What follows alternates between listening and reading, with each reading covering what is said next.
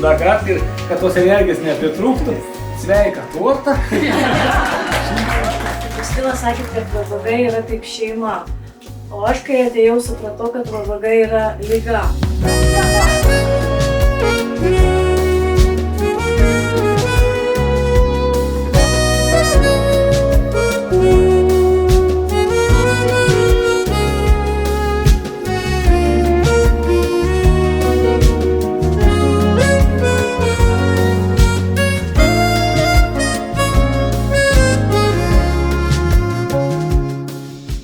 Tokia moderni, kad net Vilniaus gyventojai pradeda svarstyti, gal persikraustyti.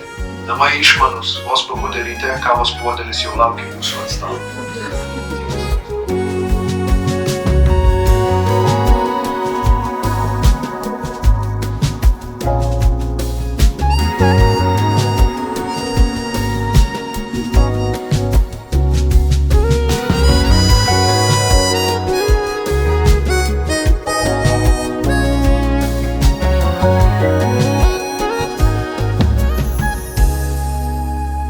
Labai daug svajonių virto realybė ir mes labai sustiprėjom ir kaip žmonės, ir kaip organizacijos, ir kaip rajonas.